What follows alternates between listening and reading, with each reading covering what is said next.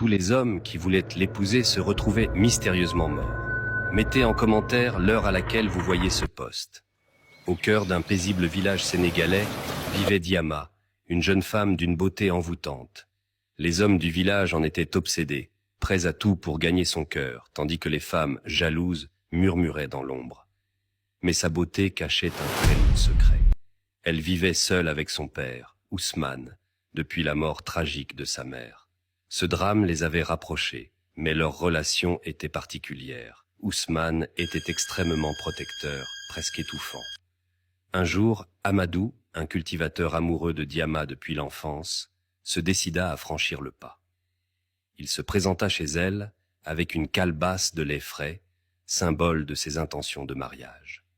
Diama, émue, lui demanda du temps pour réfléchir. Mais 3 jours plus tard, la nouvelle tomba comme un coup de tonnerre. Amadou fut retrouvé mort mystérieusement dans sa case.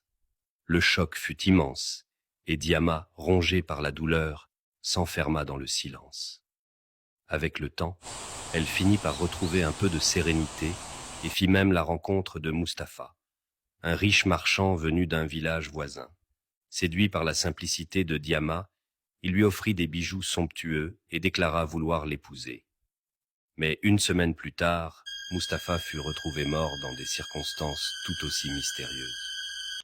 Les villageois commencèrent à murmurer « Elle est maudite, sa beauté n'est qu'un piège ».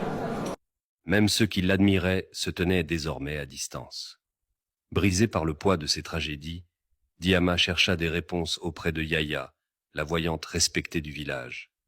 Yaya, après un long silence, murmura « Ce n'est pas une malédiction, Diama. Ce que tu cherches est bien plus proche que tu ne le crois. » Ces paroles énigmatiques tournaient en boucle dans l'esprit de Diama. Sur le chemin du retour, son cœur battait à tout rompre. En arrivant chez elle, elle entendit des bruits inhabituels venant de la case de son père. Curieuse, elle s'approcha en silence et ce qu'elle vit la glaça d'effroi. À votre avis, qu'a-t-elle vu? Abonnez-vous pour la suite.